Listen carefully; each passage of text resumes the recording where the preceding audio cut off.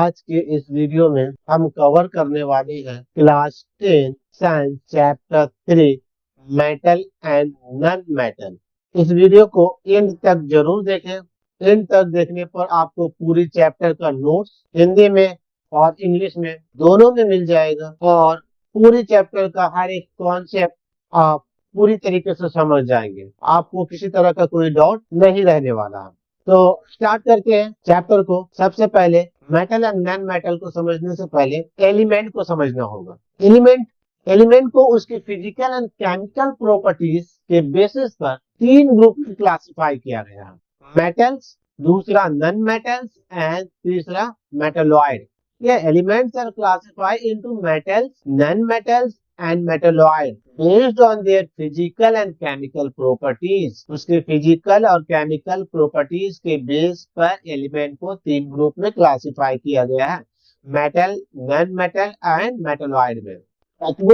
तत्वों को उनके गुणों के आधार पर 3 भागों में बांटा जाता है, धातु, अधातु और उपधातु। ठीक है। अब ये जो एलिमेंट है, आज तक जब हम ये वीडियो को शूट कर रहे हैं, बना रहे हैं आपके लिए, तब तक 118 एलिमेंट के बारे में जानकारी प्राप्त हो चुकी है, रिकॉग्नाइज कर चुके हैं। हम लोग पता कर चुके हैं कि हमारे पास कितने एलिमेंट है, 118 एलिमेंट है। ठीक है, 118 एलिमेंट। अब 118 एलिमेंट को में मेटल्स है, नॉन मेटल्स है और मेटलॉइड्स है। तो मेटल्स की जो तादाद है, जो क्वांटिटी है, वो लगभग 90 to 94 है। 90 to 94 मेटल्स है और नॉन मेटल है 70 to 20 नॉन मेटल्स है। मेटलॉइड कितना, 7 to 8 है। ठीक है, जिसमें मेटल में आयरन है, कॉपर है, एल्यूमिनियम है, गोल्ड है, सोडियम। ये कुछ का एग्जाम्पल हमने यहाँ पर दिया। उसी तरह नॉन मेटल में ऑक्सीजन है, नाइट्रोजन है, कार्बन है, सल्फर है और क्लोरीन है। मेटलॉइड में क्या है,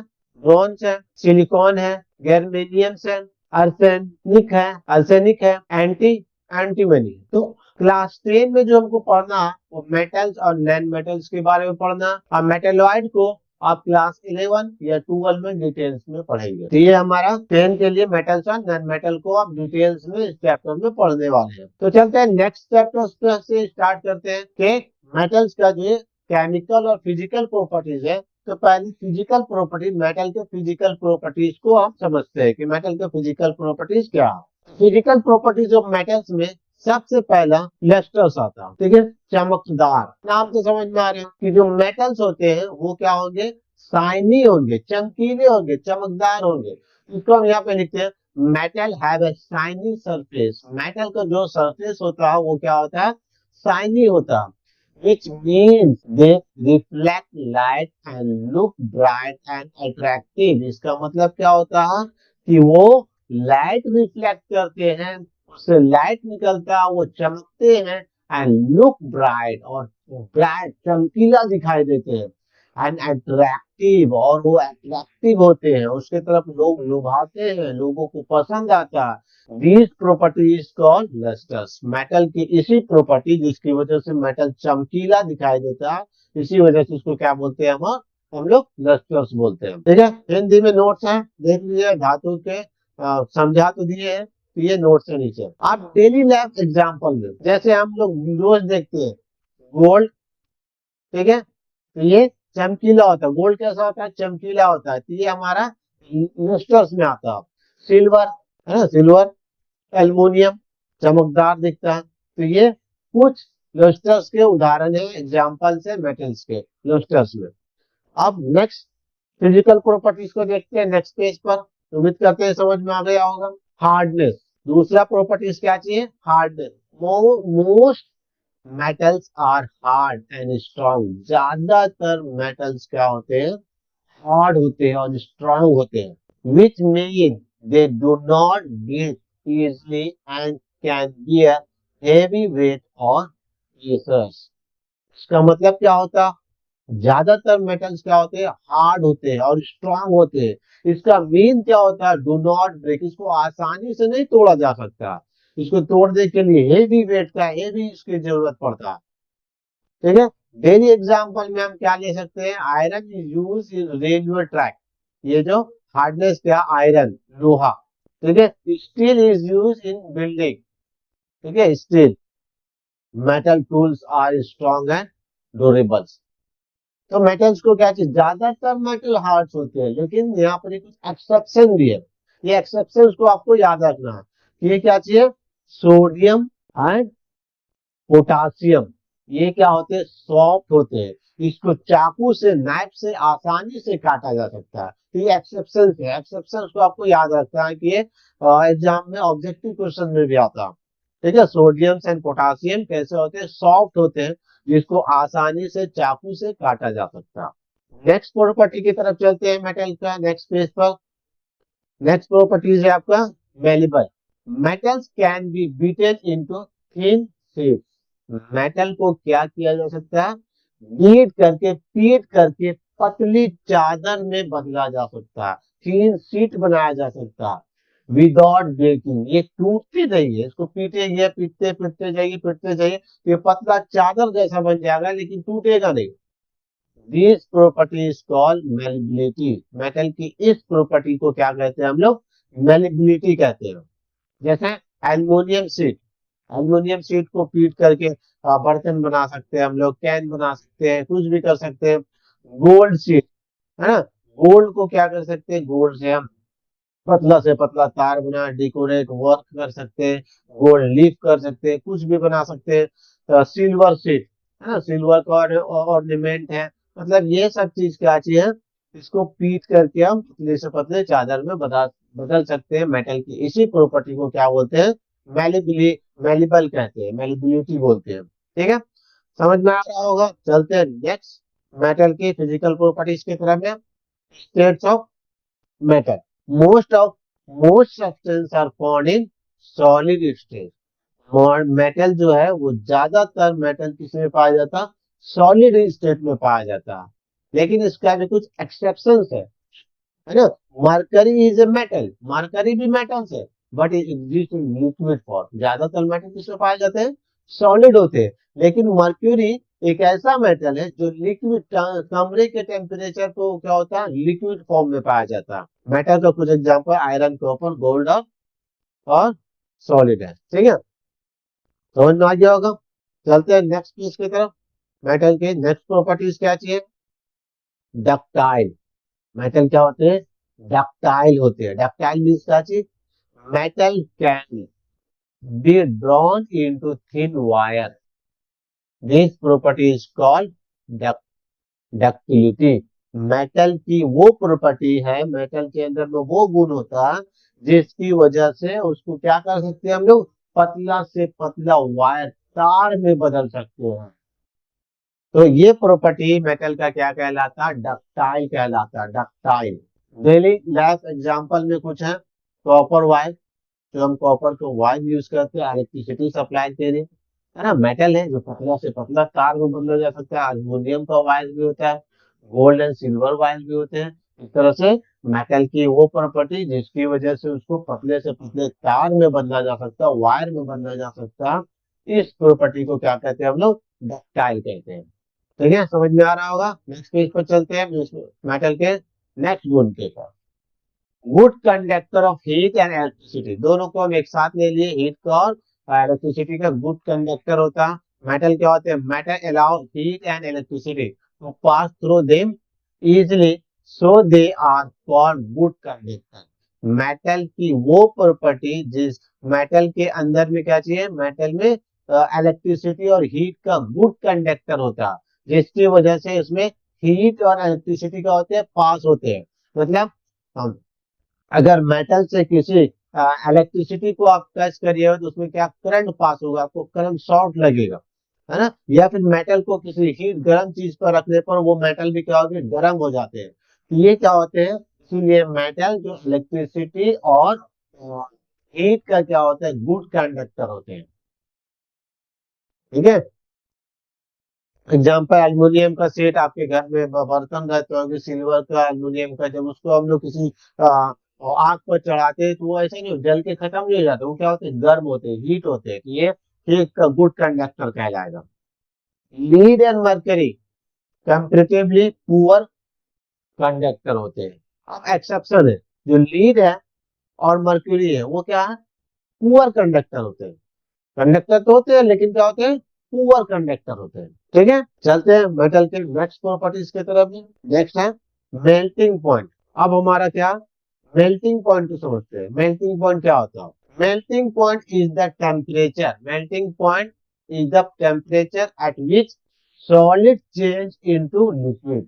मेल्टिंग पॉइंट वह पॉइंट होता है जिस जिस पर पहुंचकर कोई भी सॉलिड क्या हो जाए, लिक्विड में बदल जाए, है ना। कोई भी सॉलिड चीज, ठोस चीज को जब वो लिक्विड बनना स्टार्ट हो जाती है तो वो उसका क्या कहलाती है, मेल्टिंग पॉइंट कहलाती है। जैसे आइस, आइस को अगर 0 डिग्री सेल्सियस पर रखने पर वो क्या होगा, पानी में बदलेगी। ठीक है, समझ में आया मेल्टिंग पॉइंट। आगे और इसको डिटेल में समझते हैं हम लोग। मेल्टिंग पॉइंट देखो, आयरन का जो मेल्टिंग पॉइंट होता है वो सबसे ज्यादा हाई होता है। आयरन को पिघलाने के लिए, मेल्ट करने के लिए कितना टेम्परेचर की जरूरत होता है, 1538 डिग्री सेल्सियस। आयरन का मेल्टिंग पॉइंट कितना है, 1538 डिग्री सेल्सियस। उसी तरह कॉपर का मेल्टिंग पॉइंट 1084 डिग्री सेल्सियस है। और गोल्ड का मेल्टिंग पॉइंट कितना है, 1064 डिग्री सेल्सियस। उसी तरह सिल्वर का 961 डिग्री सेल्सियस। ये इसका मेल्टिंग पॉइंट है। मेल्टिंग पॉइंट समझ में आ गया होगा। अगर आयरन को पिघलाना हुआ है तो आपको 1538 डिग्री सेल्सियस टेम्परेचर देना पड़ेगा, तब आयरन पिघलेगा। इसी तरह कॉपर को पिघलाना है तो ये मतलब इसको अगर पिघला देना, मेल्ट करना, तो इसके लिए इतना टेम्परेचर की जरूरत होगी। समझ में आ गया होगा। चलते हैं नेक्स्ट पेज की तरफ में। नेक्स्ट पेज में आपका बॉइलिंग पॉइंट है। मेल्टिंग पॉइंट को समझे, बॉइलिंग पॉइंट है ना, वो पिघला देने का था, ये किसी चीज को बॉइल करेगा। अगर हमको बॉइल करना है, जिस सेल्सियस पे कोई चीज बॉइल होने लगेगी, है ना, उबलने लगेगी, उस पॉइंट को क्या कहते हैं हम लोग, बॉइलिंग पॉइंट कहते हैं। Boiling point is the temperature at which a substance boils and change into gas. Boiling point क्या चाहिए, वह पॉइंट है जिस पर कोई चीज बॉइल होने लगे और गैस में बदल जाए। जैसे वाटर का बॉइलिंग पॉइंट क्या चाहिए, 100 डिग्री सेल्सियस। समझ में आ गया। चलते हैं नेक्स्ट पेज की तरफ। डेंसिटी क्या है, डेंसिटी है। Density mean how tightly the particles of substance are packed together. मतलब क्या हुआ, एक डेंसिटी, जब मेटल के पार्टिकल एक दूसरे से कितना क्लोजली है, कितना टाइटली पकड़े पकड़े हुए हैं, वो क्या कहलाते हैं, डेंसिटी कहलाते, डेंसिटी कहलाते हैं। Density how tightly the particles of substance are packed together. If particle are closely packed, density is high. अगर बहुत क्लोजली पैक है पार्टिकल्स तो डेंसिटी क्या होगा, हाई होगा। अगर लूजली पैक है तो क्या होगा, डेंसिटी भी लो होगा। ठीक है, समझ में आ रहा है। Example, iron is heavier than woods of the same size, so iron has high density. जैसे एग्जाम्पल ले लिया आयरन का, उसका लकड़ी का, तो जो आयरन है उसका डेंसिटी क्या होगा, ज्यादा होगा कंपेयर टू वुड्स, लकड़ी के। ठीक है, तो आयरन के जो पार्टिकल्स होते हैं वो ज्यादा क्लोजली टाइटली पकड़े होते हैं, पैक होते हैं। उसी तरह वुड्स का जो लकड़ी का वो उससे लूजली होते हैं। ठीक है, डेंसिटी समझ में आ गया। चलते हैं नेक्स्ट चैप्टर पेज की तरफ। सोनोरस, मेटल की नेक्स्ट प्रॉपर्टीज क्या है, सोनोरस है। Sonorous means क्या चीज, metals that produce a ringing sound when heat is called sonorous। जब मेटल को हम लोग क्या करते हैं, हीट करते हैं, तो उससे क्या होती है, एक आवाज आती है, रिंगिंग साउंड निकलती है। जैसे स्कूल में हम लोग देखते हैं बेल, स्कूल का बेल बजाते हैं, तो ये क्या चाहिए आपका, ये जो रिंगिंग साउंड निकल रहा, ये जो साउंड निकलती है मेटल को पीटने पर, एक रिंगिंग साउंड निकलती है। तो ये इसका किस किस प्रॉपर्टीज की वजह से निकलती है, तो सोनोरस प्रॉपर्टीज की वजह से निकलती है। ठीक है ना, समझ में आ गया होगा सोनोरस प्रॉपर्टी भी। या नीचे एग्जांपल है, bell make a ringing sound because it made metals. ना, स्कूल का जो बेल है मेटल्स के बना होता है, इसलिए उससे रिंगिंग साउंड निकलती है। Non metal are generally non sonorous. Next page पे चलते हैं। Oxide, when a substance react with oxygen it form a oxide।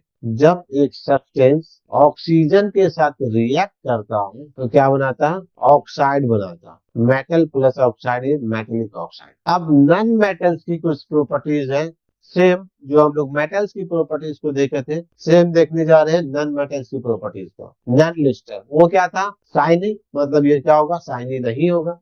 Non metal are usually good and not shining, shining नहीं होती है, ठीक। एक्सेप्शन क्या, आयोडीन। आयोडीन नॉन मेटल है लेकिन वो शाइनी होता, ठीक है। उसके बाद क्या चीज, सॉफ्ट मेटल क्या होते हैं, हार्ड होते थे। ये क्या होता है, most of the non metal क्या होते हैं, सॉफ्ट होते हैं।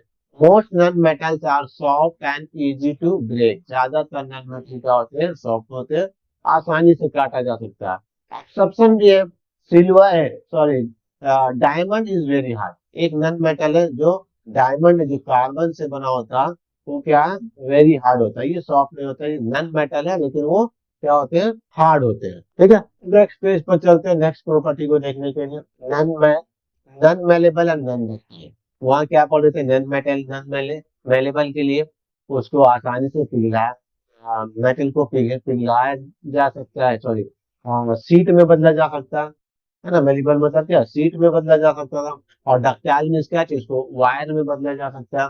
लेकिन इसका अपोजिट क्या रहेगा, non metal can not be made into seat. इसको सीट में नहीं बदला जा सकता है, इसको जब सीट में बदलेंगे तो ये टूट जाएगा। और वायर्स, और इसको वायर में भी नहीं बदला जा सकता, ठीक है। उसके बाद पुअर कंडक्टर, ये क्या होते हैं, नॉन मेटल। हीट का और इलेक्ट्रिसिटी दोनों का क्या होता है, पुअर कंडक्टर होता है। अगर इसको इलेक्ट्रिसिटी के साथ ही करेंगे तो इसमें इलेक्ट्रिसिटी पास नहीं होता। और अगर इसको आग में रखा जाए तो ये गर्म नहीं होकर क्या हो जाता है, जलने लग जाता है। तो ये poor poor conductor of electricity है। Bad conductor of electricity, bad conductor of heat है, ठीक है। एक्सेप्शन क्या है, ग्रेफाइट। ग्रेफाइट एक नॉन मेटल है लेकिन गुड कंडक्टर ऑफ इलेक्ट्रिसिटी है। ग्रेफाइट देखिए आप लोग ना, पेंसिल पेंसिल का नोक नोक जो होता है ना, जो काला कप जो पेंसिल के अंदर से निकलता है, वो ग्रेफाइट है। तो वो नॉन मेटल है लेकिन वो इलेक्ट्रिसिटी का गुड कंडक्टर होता है, ठीक है। चलते हैं नेक्स्ट पेज की तरफ में। अब नॉन मेटल,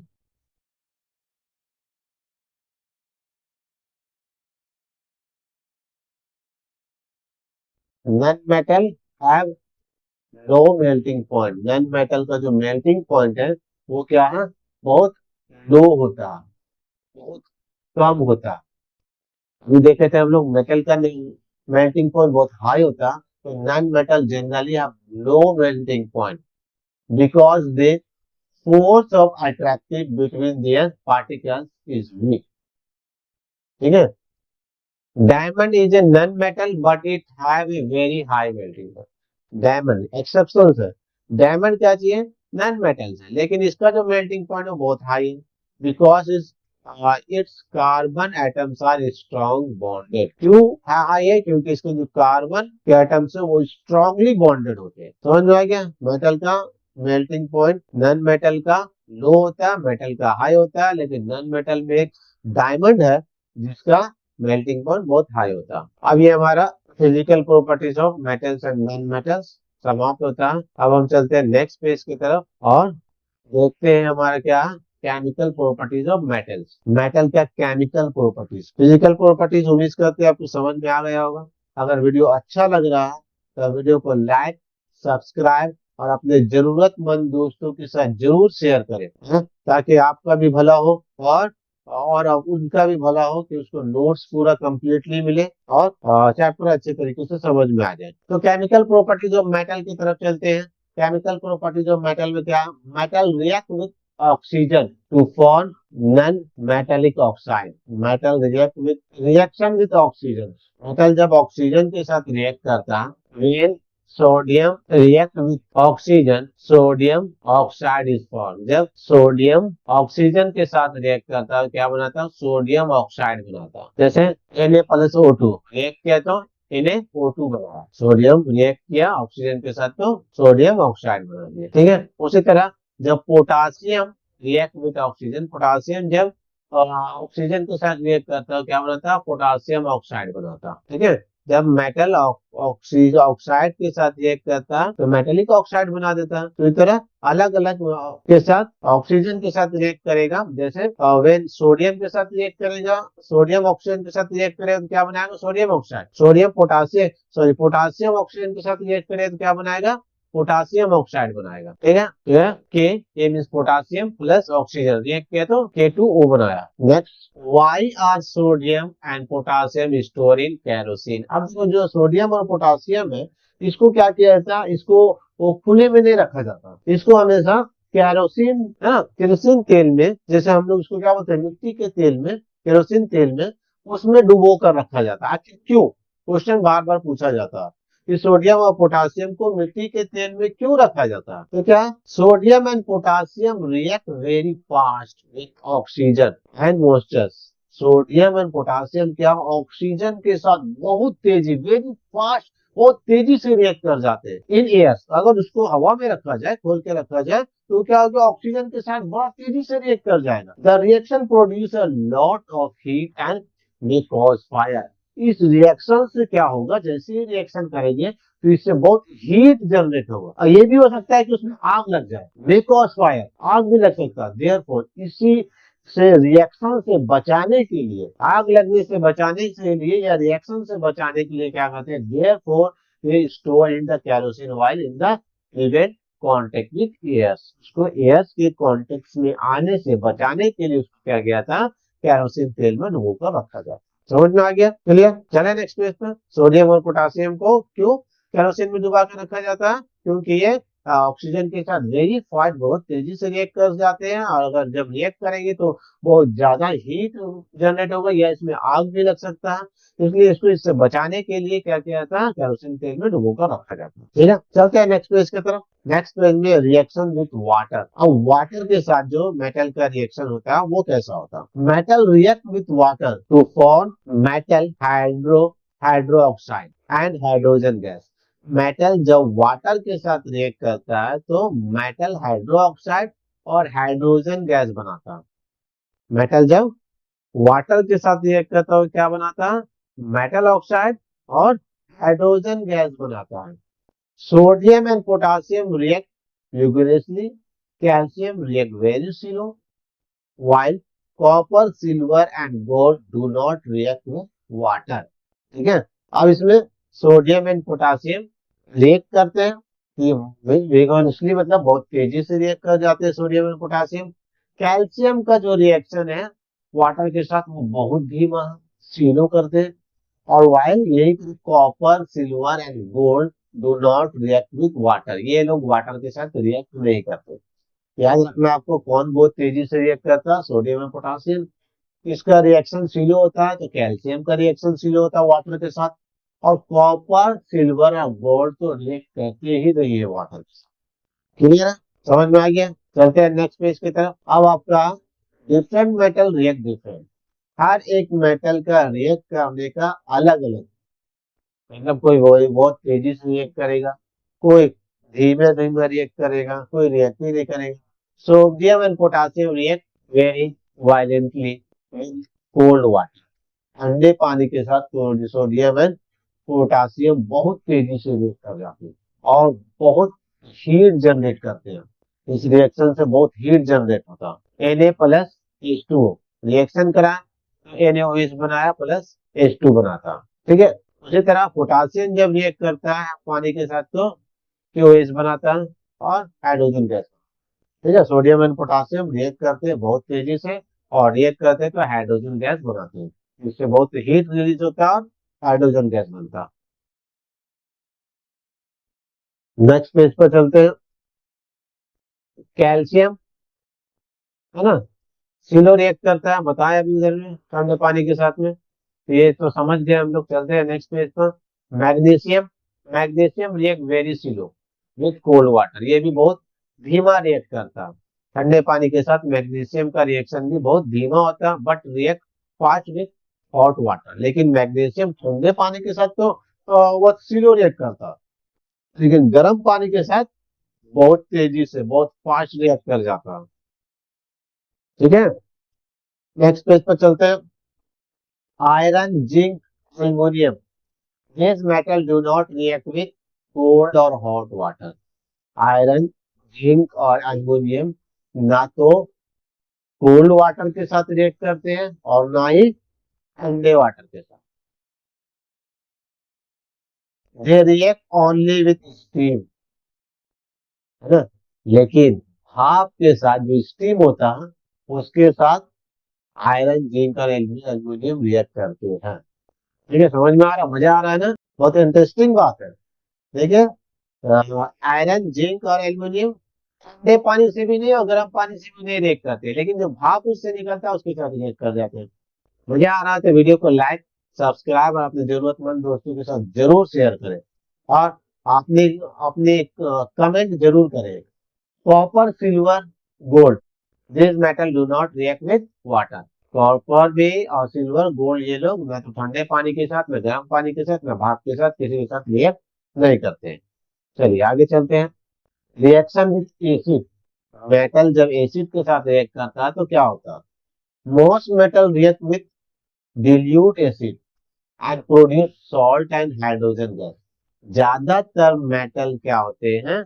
डिल्यूट एसिड और के साथ रिएक्ट करते हैं और क्या प्रोड्यूस करते हैं? सॉल्ट और हाइड्रोजन गैस बनाते हैं। अधिकांश धातुएं तुरंत अम्ल, तनु अम्ल के साथ अभिक्रिया कर जाते हैं, रिएक्शन करते हैं और हाइड्रोजन गैस और सॉल्ट बनाते हैं, नमक बनाते हैं, लवण बनाते हैं। ठीक है, जैसे metal plus dilute acid, salt plus hydrogen. ठीक है, चलते हैं नेक्स्ट पेज की तरफ। अब हम लोग देखेंगे reaction of metal, reaction of metal, metal salt solutions. धातुओं की अन्य धातुओं के लवण विलयन के साथ अभिक्रिया। क्या देखना?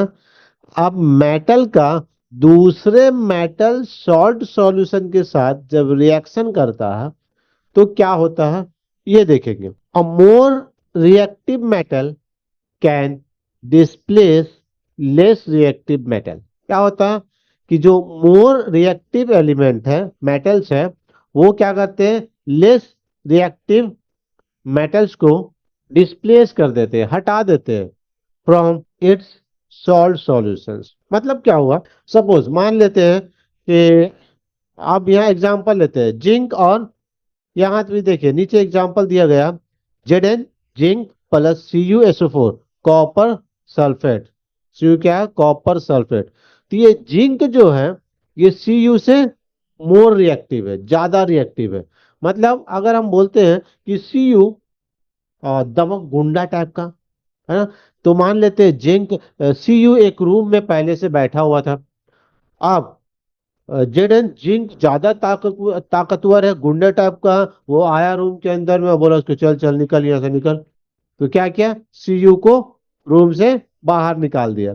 सेम उसी तरह यहाँ होता कि Zn प्लस CuSO4, तो Zn क्या करता है? Cu को SO4 से हटा करके Cu की जगह खुद ले लेता है और Cu को उसके प्लेस से हटा देता है। ऐसे ही होता है कहाँ? जब एक मेटल दूसरे मेटल सॉल्ट सॉल्यूशन के साथ रिएक्शन करता है तो।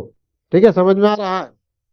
More reactive metals can displace, ज्यादा रिएक्टिव वाला मेटल्स क्या कर देता है? डिस्प्लेस कर देता है, हटा देता है। किसको? लेस रिएक्टिव मेटल्स को, जो कम रिएक्टिव मेटल्स है उसको, फ्रॉम इट्स सॉल्ट सॉल्यूशन, उसके सॉल्ट सॉल्यूशन से, और उसकी जगह खुद ले लेता। इसी को बोलते हैं reaction of metals with metal salt solution. उम्मीद करते हैं समझ में आ गया होगा। चलते हैं नेक्स्ट पेज पर। नेक्स्ट पेज पर है रिएक्टिविटी सीरीज, क्रियाशीलता श्रेणी।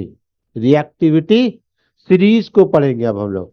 The arrangement of metals in decreasing order of their reactivity is called the reactivity series.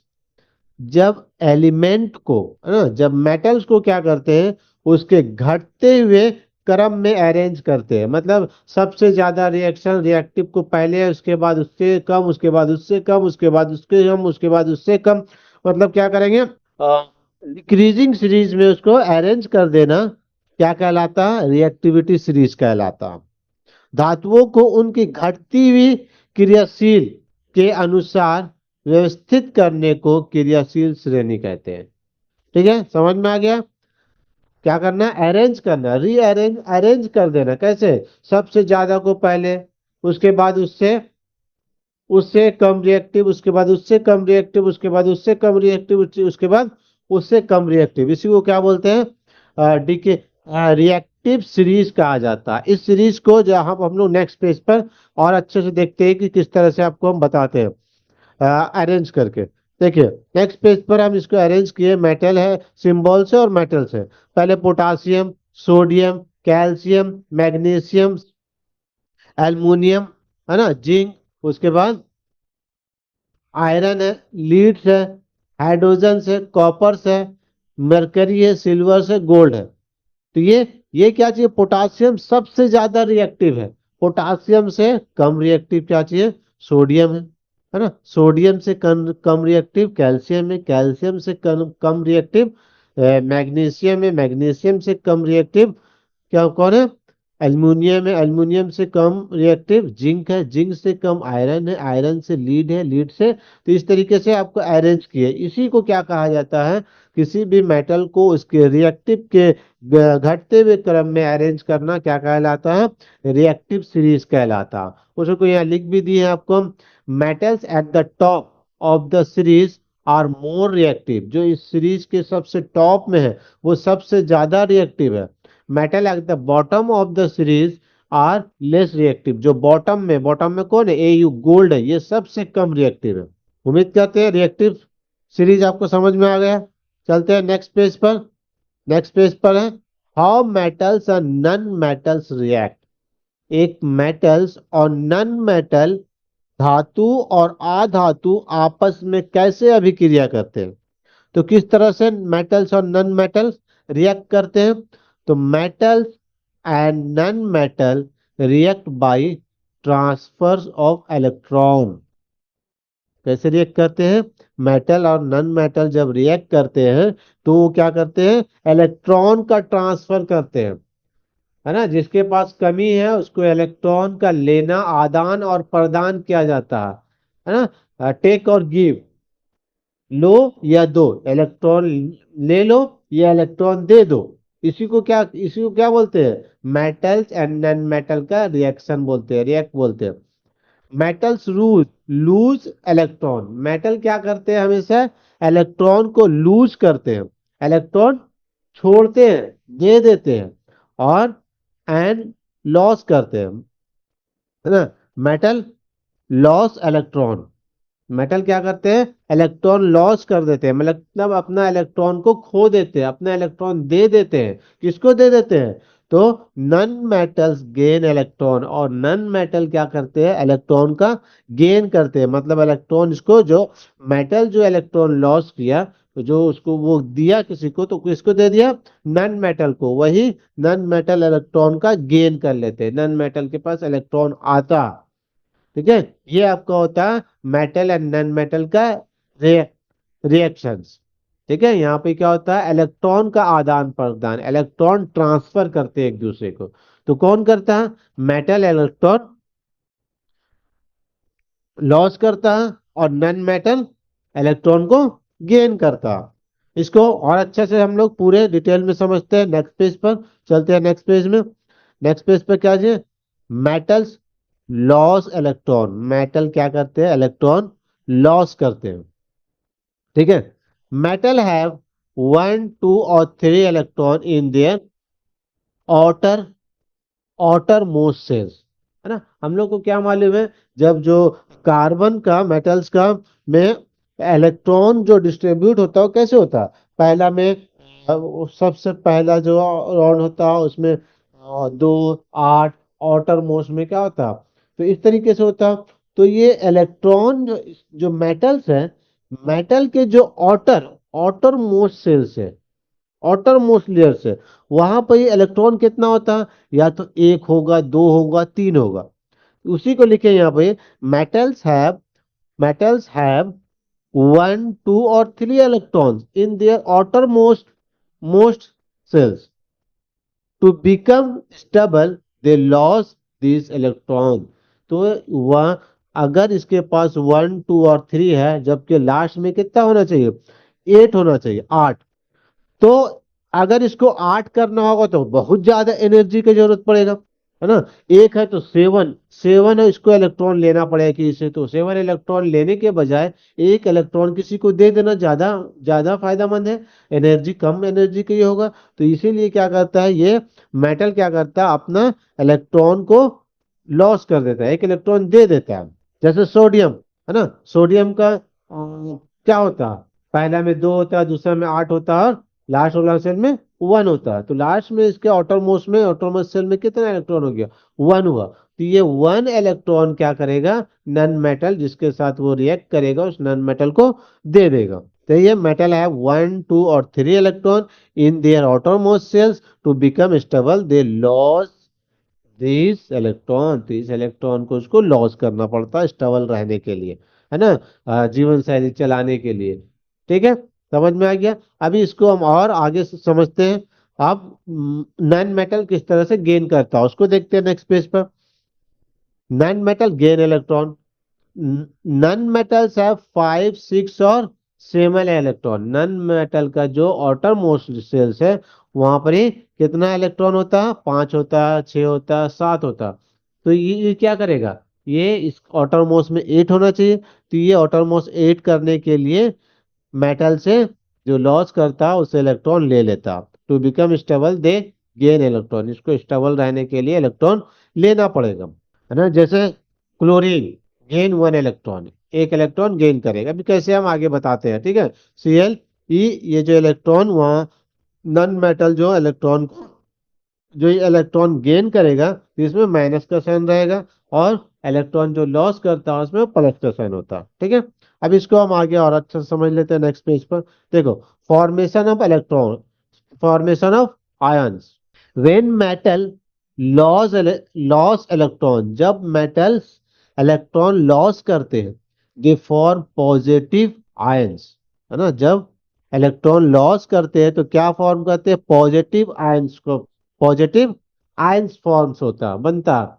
इसको क्या बोलते हैं, कैटायंस बोलते हैं। पॉजिटिव को आपको याद रखना है, पॉजिटिव को कैटायंस भी बोला जाता है।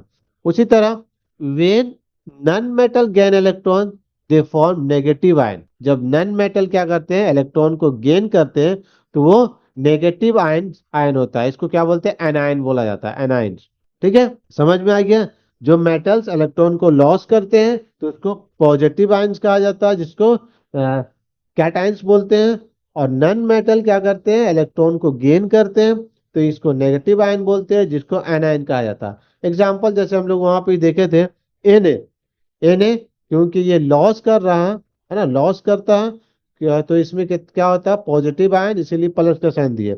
अब देखो, इसका पहला जो सेल होता है उसमें 2 इलेक्ट्रॉन होते हैं, दूसरे में कितना होता है, 8 होता है, और तीसरे में कितना होता है, 1 होता है। तो ये 1 है इसके पास, जो लास्ट सेल है, आउटर मोस्ट सेल है, उसमें 1 इलेक्ट्रॉन है।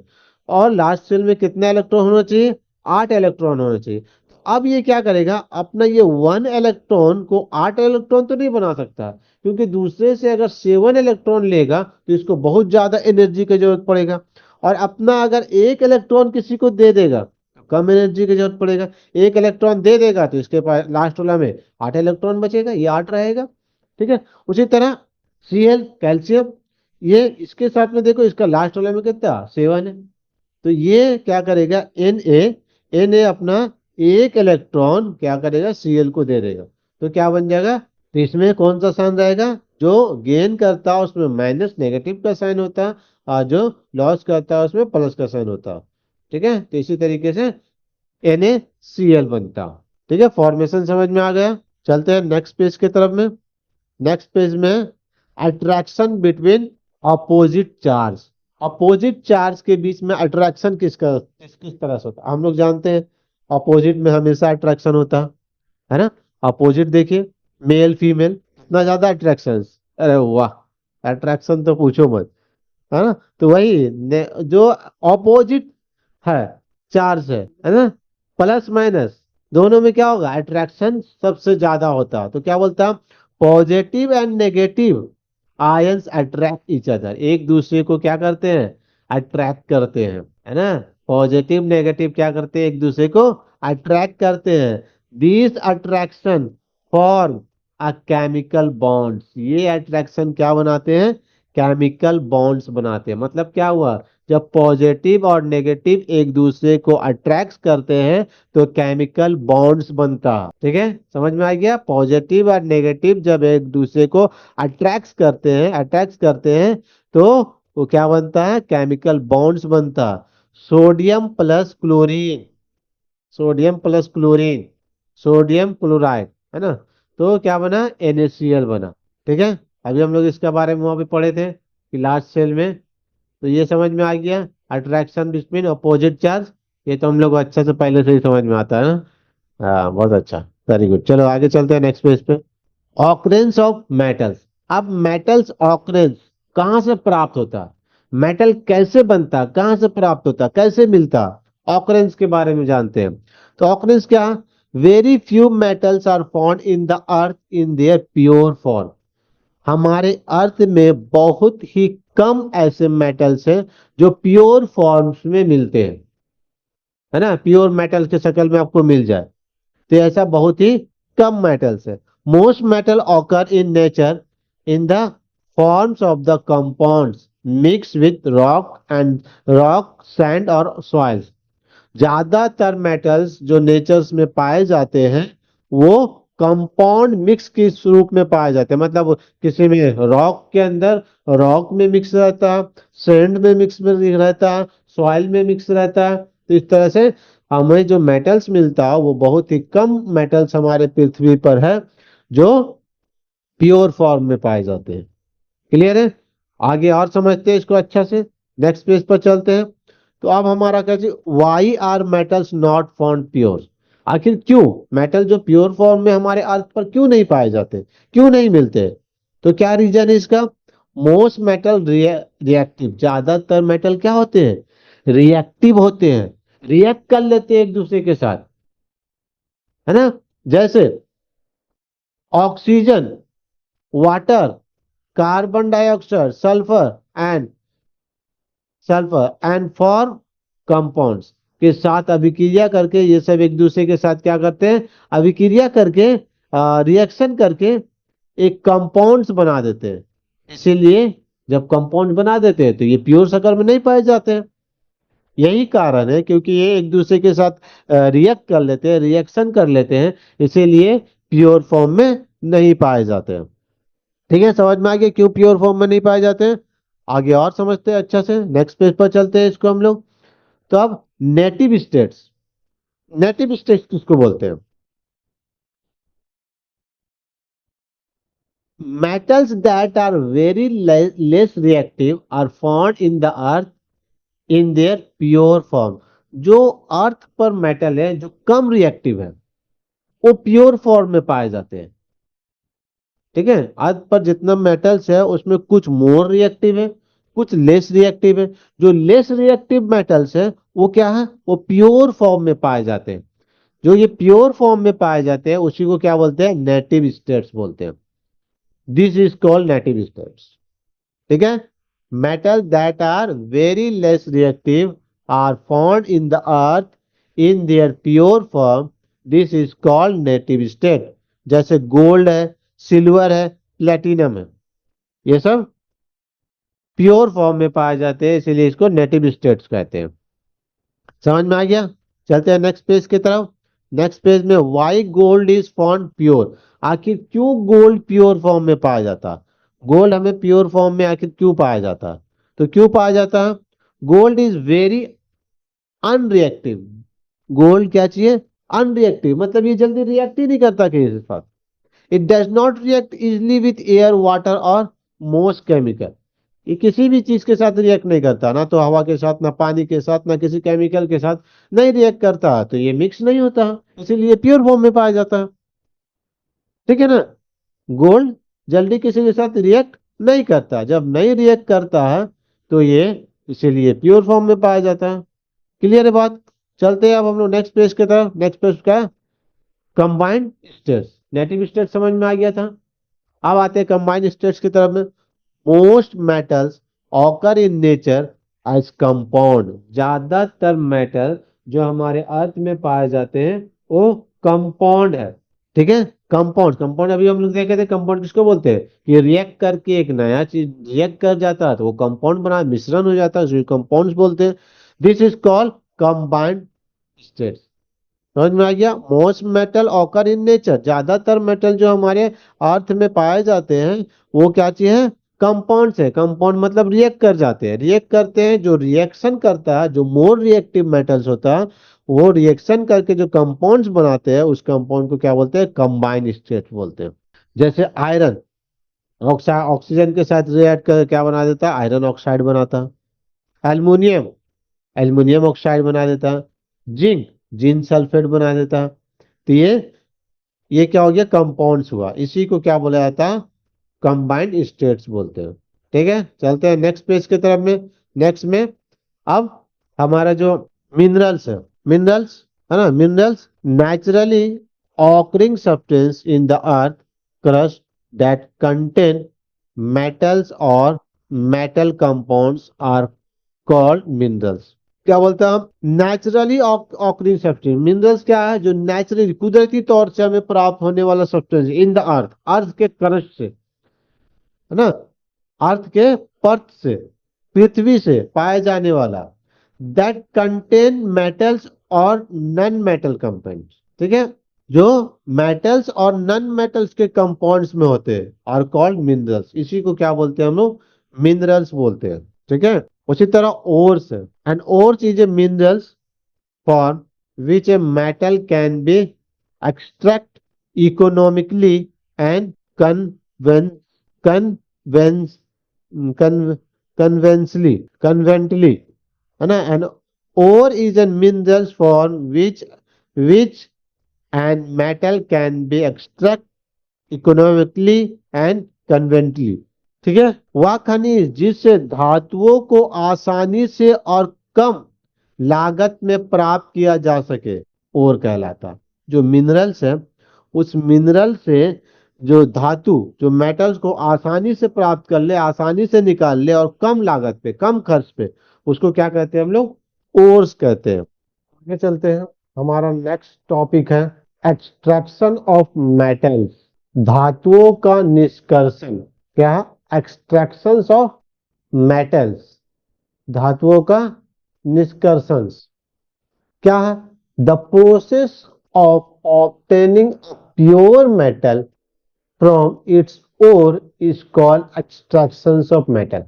ठीक है, किसको बोलते हैं एक्सट्रैक्शन ऑफ मेटल, एक ऐसा प्रोसेस जिसके द्वारा ओर में से, है ना, मतलब कंपाउंड में, मिक्सचर में से प्योर प्योर मेटल को निकालना, एक ऐसा प्रोसेस जिससे हम क्या करते हैं, प्योर मेटल प्राप्त करते हैं, प्योर मेटल निकालते हैं, उसी को क्या कहा जाता है, एक्सट्रैक्शन ऑफ मेटल। वही लिखा है आपको, the process of obtaining pure metal, pure metal प्राप्त करना, प्योर मेटल निकालना, कहां से, from its ore is called extraction of metal.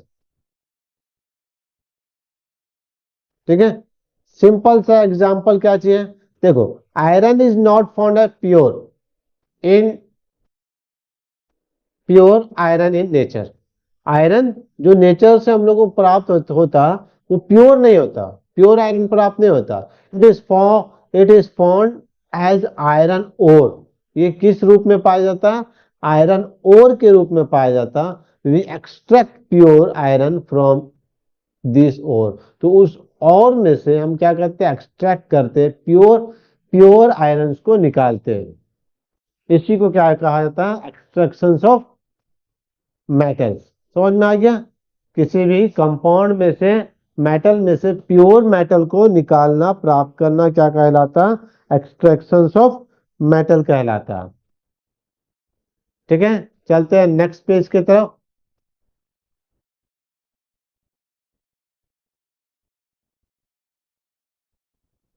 Next page में आपका एक्सट्रैक्शन ऑफ मेटल्स के स्टेप, क्या क्या स्टेप है, कौन कौन सा तरीके से हम मेटल के, प्योर मेटल को प्राप्त करते हैं, प्योर मेटल निकालते हैं। तो पहला क्या चाहिए, कंसेंट्रेशन ऑफ ओर, आइस का संदर्भ, संदर्भ, सौंदर्य। ठीक है, क्या, कंसेंट्रेशन ऑफ ओर, क्या होता है कंसेंट्रेशन ऑफ ओर, तो फर्स्ट स्टेप है एक्सट्रैक्शन ऑफ मेटल का, मतलब प्योर मेटल निकालने का। क्या होता है इसमें, ores contain in impure purities like sand, oils and rock called gang.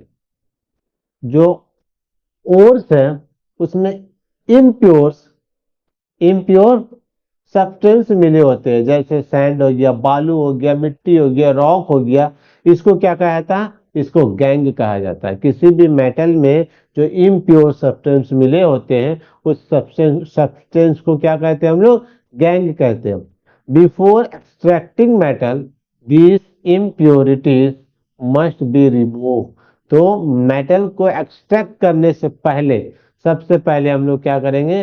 उसमें से इस गैंग को, मतलब इम्प्योर जो उसमें बालू और मिट्टी रॉक मिला हुआ उसको क्या करेंगे? हटाएंगे। इस हटाने का जो प्रोसेस है, this process is called the concentration of ore. बात क्लियर है ना? हमारे अर्थ पे जो ओर है वो इम्प्योरिटीज में है ना, प्योर फॉर्म में नहीं है। उसमें सैंड मिला हुआ है, सॉइल है, रॉक मिला हुआ है। तो ये जो सैंड सॉइल रॉक जो मेटल के साथ मिले होते हैं उसको क्या ओर्स के साथ जो मिले होते हैं, है ना, उसको क्या कहा जाता है? उसको गैंग कहा जाता है।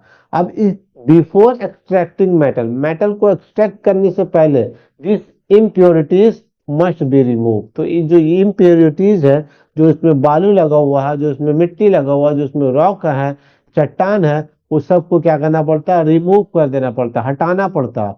This process is called concentration. इस प्रोसेस को कंसंट्रेशन कहते हैं। उसको हटाने का जो प्रोसेस, मान लेते हैं आपके पास कोई आयरन है, बालू लगा हुआ, तो क्या करेंगे? धोएंगे हम। तो उसमें से वो बालू के जो हटाने का जो मिट्टी हटाए, मिट्टी जो लगा हुआ मिट्टी को धो करके जो हटाएंगे हम, ये जो हटाने का प्रोसेस है, जो धोने का प्रोसेस है, इस प्रोसेस को क्या कहेंगे? कंसंट्रेशन कहेंगे। क्लियर है बात? नेक्स्ट स्टेप की तरफ चलते हैं। एक्सट्रैक्शन ऑफ मेटल का पहला स्टेप जो कंसंट्रेशन है उसको समझ लिए हैं। अब नेक्स्ट स्टेप की तरफ चलते हैं। नेक्स्ट पहला क्या चाहिए? पहले में जो कंसंट्रेशन है, कंसंट्रेशन में रोस्टिंग आता है।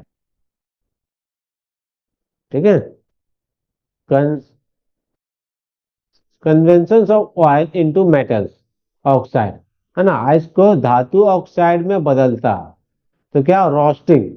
Heating sulphide ores strongly in the presence of oxygen is called roasting.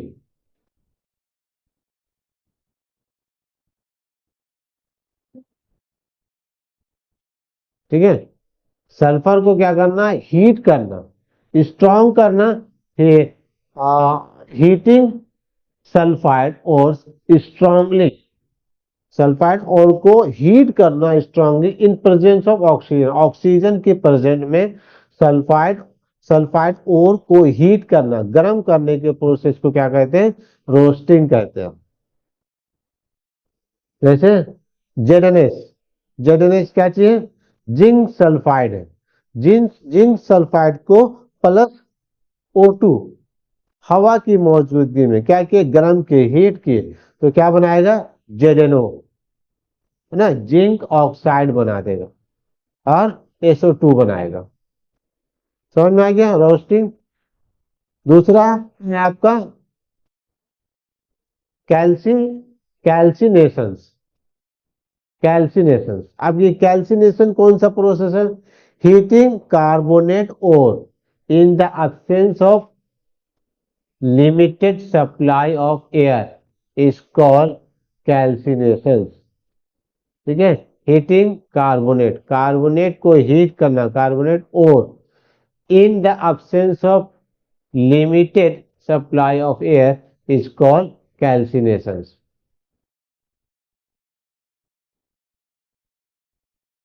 ठीक है, हीटिंग कार्बोनेट, कार्बोनेट को गर्म करना, कार्बोनेट और को इन absence और लिमिटेड सप्लाई, या तो absence होगा, नहीं मौजूद होगा, या लिमिटेड थोड़ी बहुत सप्लाई हो ऑफ एयर, एयर का, है ना, या तो हवा रहे ही नहीं या हवा की थोड़ी बहुत सप्लाई रहे, इज कॉल्ड कैल्सिनेशन। ठीक है, जैसे ZnCO3 कुछ नहीं है, यहाँ हवा हुआ क्या बना दिया? जेडेनो, जिंक ऑक्साइड बना दिया और प्लस CO2 बनाया। कैल्सिनेशन समझ में आ गया होगा। चलते हैं नेक्स्ट की तरफ, रिडक्शन। अब क्या?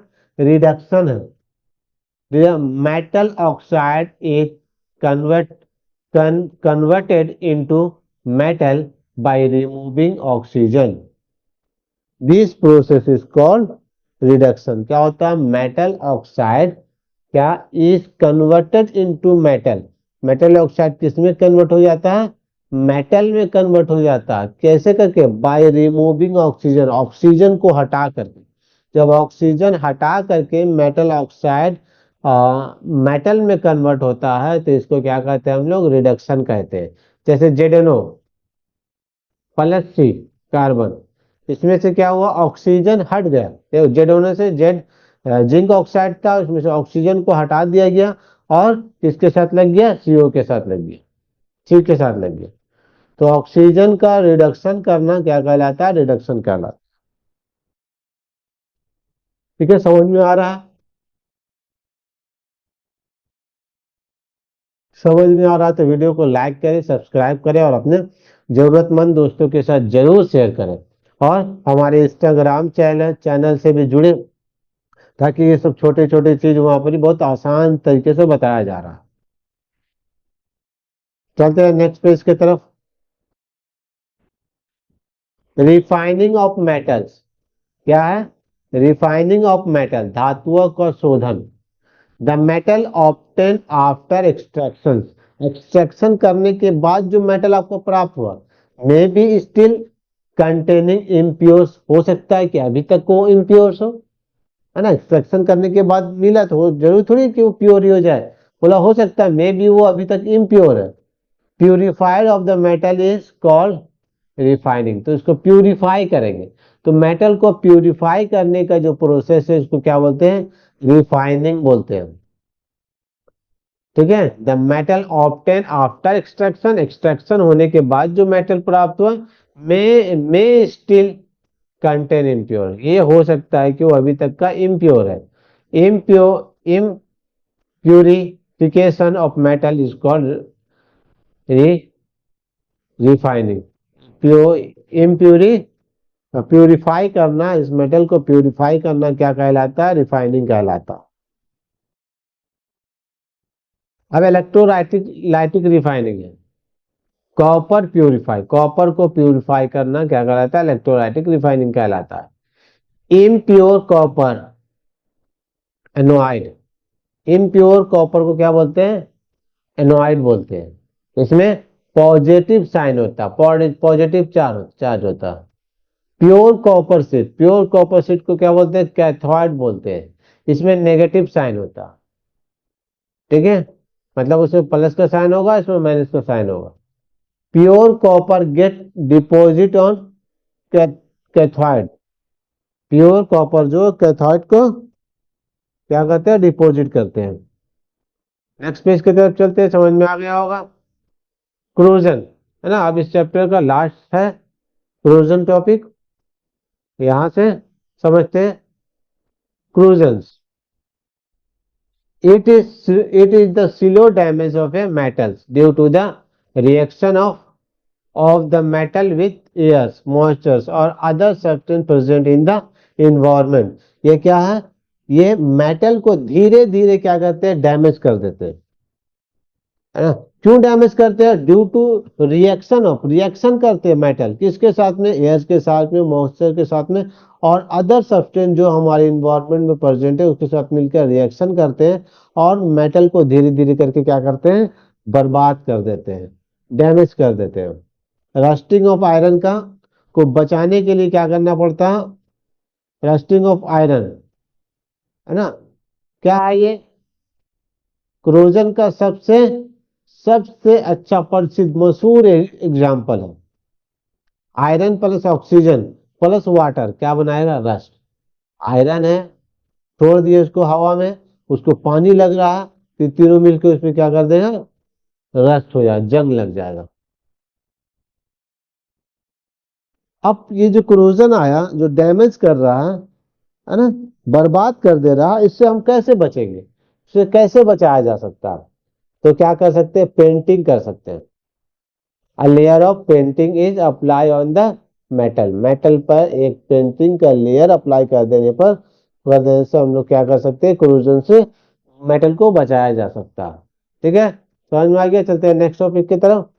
वो उसी उसी का टॉपिक चल रहा है अभी, क्रोजन ऑफ मेटल से कैसे प्रिवेंट किया जाए पहला समझ गए थे हम लोग। दूसरा क्या चाहिए, ऑयलिंग एंड ग्रेसिंग, ऑयल लगाना या उसको ग्रीसिंग कर देना, है ना।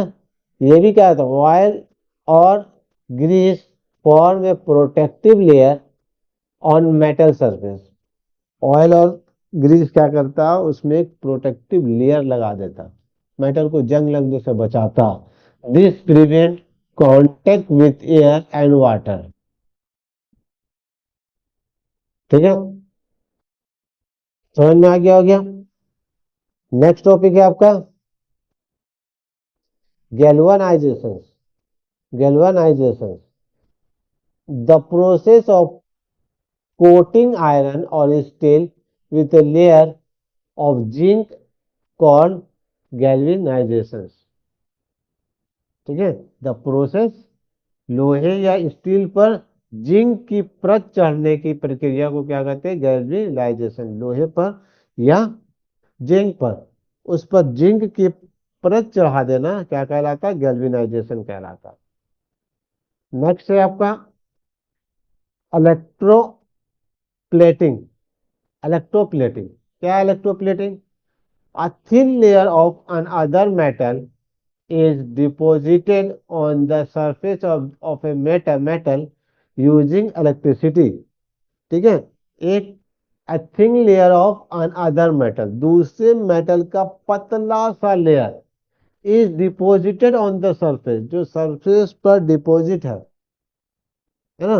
विद्युत विद्युत की सहायता से किसी धातु का दूसरी धातु की पतली परत चढ़ाना, है ना। एक धातु का दूसरे धातु पर, दूसरे एक मेटल का दूसरे मेटल पर पतली परत चढ़ा देना, इसको क्या कहते हैं हम लोग, इलेक्ट्रोप्लेटिंग कहते हैं। ठीक है, अब आते हैं एलोइंग। क्या है, mixing one metal with another metal, जब एक मेटल को दूसरे मेटल के साथ मिलाते हैं। एलोइंग प्रोसेस क्या है, जब एक मेटल को दूसरे मेटल के साथ मिलाते हैं to improve properties is called alloying। ठीक है, mixing one metal with another metal, जब एक मेटल को दूसरे मेटल के साथ मिलाते हैं टू टू इम्प्रूव, क्या करने के लिए, इम्प्रूव करने के लिए, क्वालिटी जनरेट करने के लिए, क्या तो improve properties is called allowing. ये जो इम्प्रूव प्रॉपर्टीज है इसको एलोइंग कहते हैं हम लोग। Many alloys are more corrosions, many alloy ज्यादातर एलॉय क्या चाहिए, क्रोसिन्स है ना, रेस्टिक देन प्योर मेटल।